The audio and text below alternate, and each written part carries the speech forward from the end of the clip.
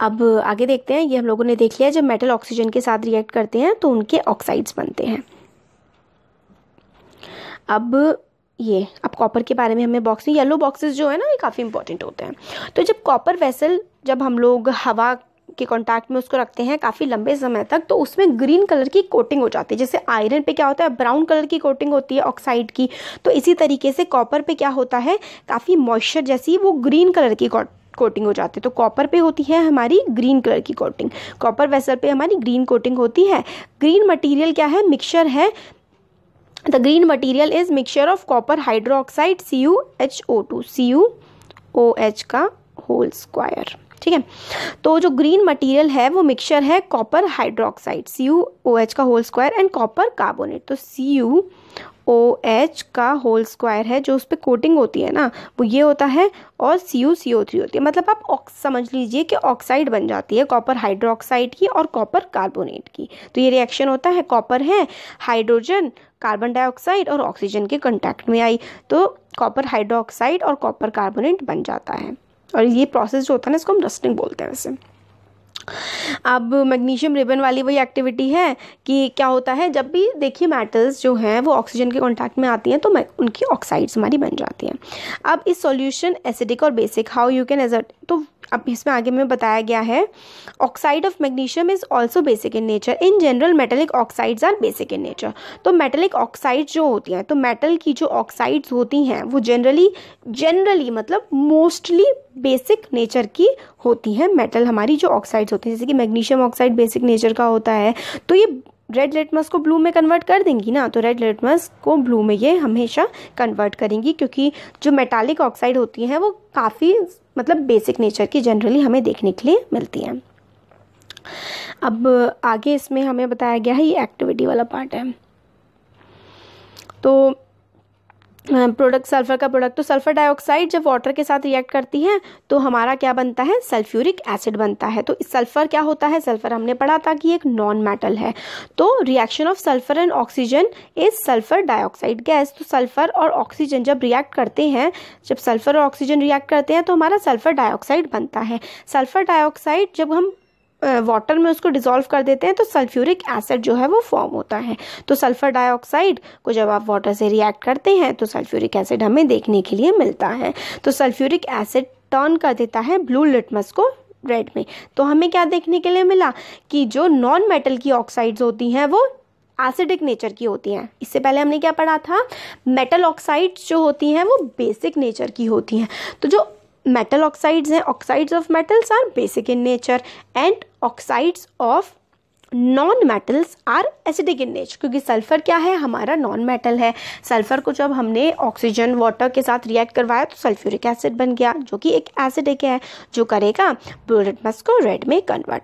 तो oxides of sulphur या फिर आप कह सकते हैं oxides of metals are basic in nature और oxides of non metals are acidic in nature. अब वाटर के साथ कैसा रिएक्शन होता है, अभी हम लोगों ने ऑक्सीजन के साथ देख लिया, मेटल और नॉन मेटल वाटर के साथ कैसे रिएक्ट करेंगी। तो देखिए पहले वाला बॉक्स देख लेते हैं। Sodium metal is very reactive. तो सोडियम एक मेटल है और सोडियम काफ़ी ज़्यादा जो है वो हमारी रिएक्टिव है।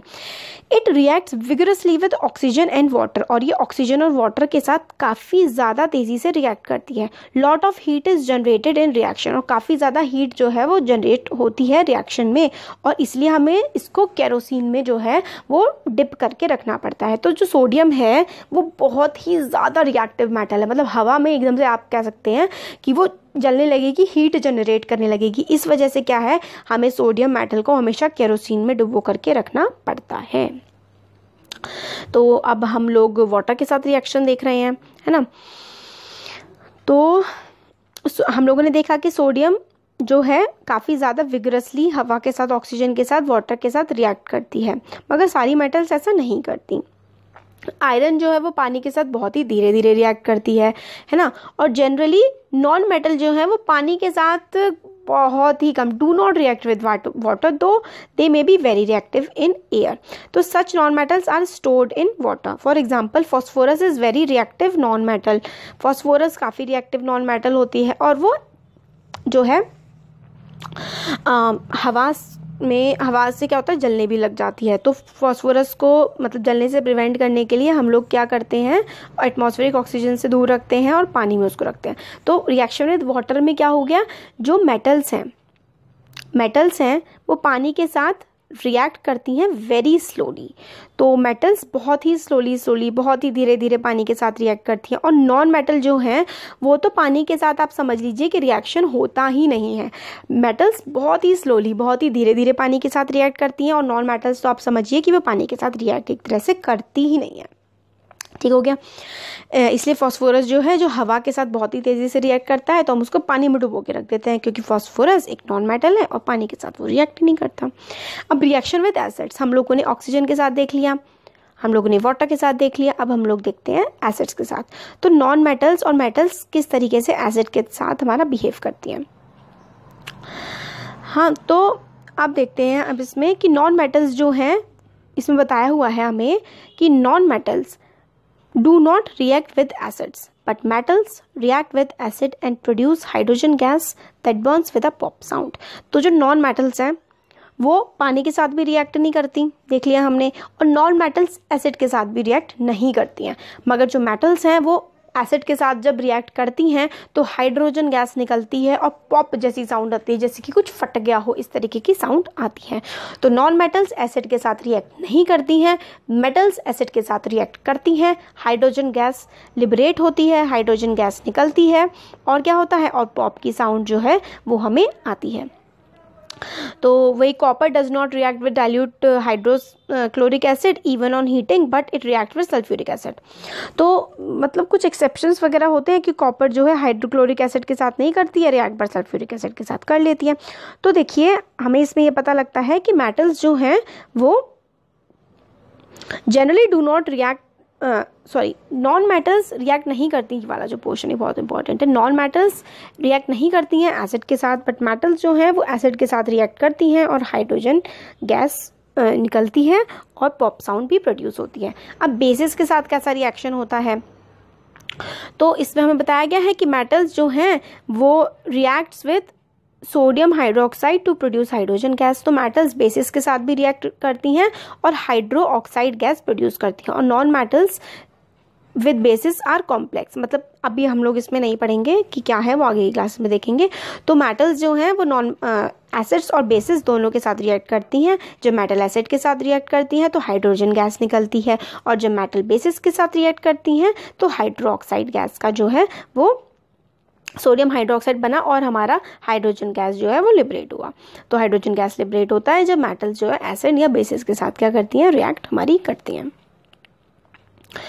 तो डिस्प्लेसमेंट रिएक्शन क्या होता है, तो डिस्प्लेसमेंट का मतलब होता है एक किसी चीज़ को हटा देना किसी जगह से, तो डिस्प्लेसमेंट का यही मतलब होता है।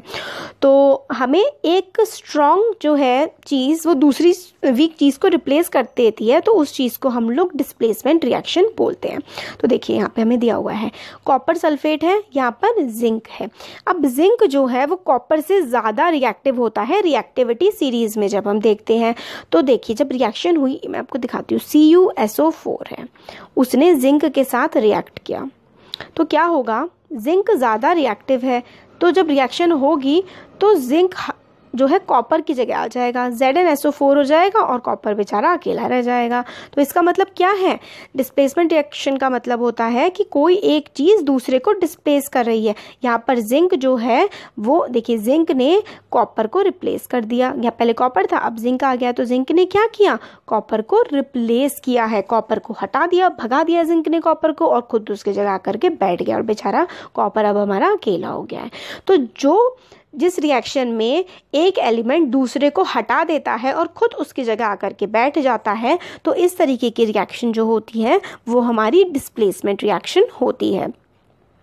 तो किसी मतलब एक रिएक्शन हुई, उसमें से एक सब्सटेंस हट गया और उसकी जगह दूसरा आकर के बैठ गया, तो इस तरीके की जो भी रिएक्शन होती है वो हम लोगों की क्या होती है, हमारी डिस्प्लेसमेंट रिएक्शन होती है। वो इसमें हमें एक्टिविटी का बताया गया। देखिए एक्टिविटी मैं आपको इसलिए नहीं बता पा रही हूँ क्योंकि एक्टिविटी को ना करके देखना ज़्यादा इंपॉर्टेंट होता है, बताने से, ऐसे एक्सप्लेन करने से वो इतनी समझ नहीं आती है जब तक आप उसे करके नहीं देखते हैं। तो ये आपके स्कूल्स में आई होप कराई जाती हो, कराई जानी चाहिए, बहुत इंपॉर्टेंट होते हैं, क्योंकि बाकी एसेंस मैंने आपको बता दिया है कि किस तरीके से क्या क्या होता है।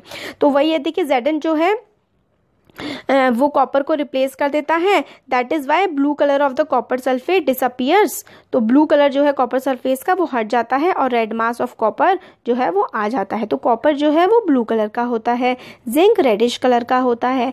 जब जिंक ने कॉपर को हटा दिया तो जिंक सल्फेट जो है वो कलरलेस हो गया और कॉपर जो बाद में रेसिड्यू बचा था अब वो क्या हो गया, ब्लू से रेड से कलर में चेंज हो गया है। ये बताता है कि डिस्प्लेसमेंट हो रहा है। तो ये हो गया। अब uses of metals and non metal हम लोगों ने देख लिया कि ये सब क्या होता है। अब हम लोग देख लेंगे कि मेटल और नॉन मेटल के इस्तेमाल क्या क्या होते थे। कि बहुत इस्तेमाल होते हैं मेटल्स और नॉन मेटल्स के।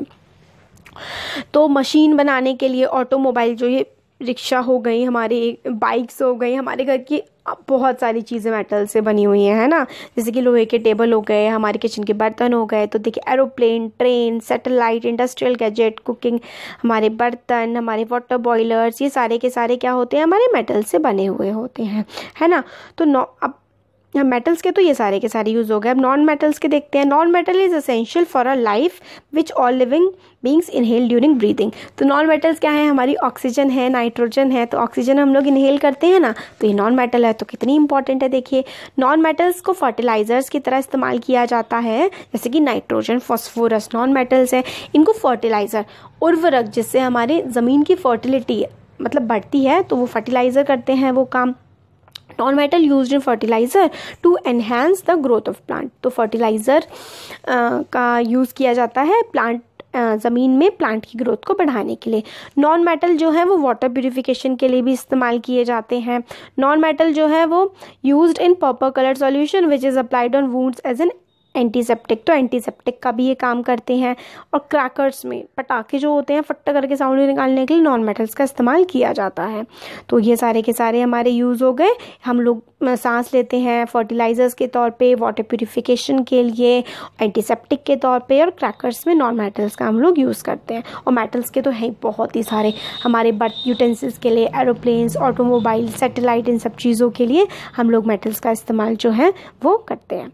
तो ये जो है हमारा चैप्टर का पूरा एक्सप्लेनेशन हो चुका है।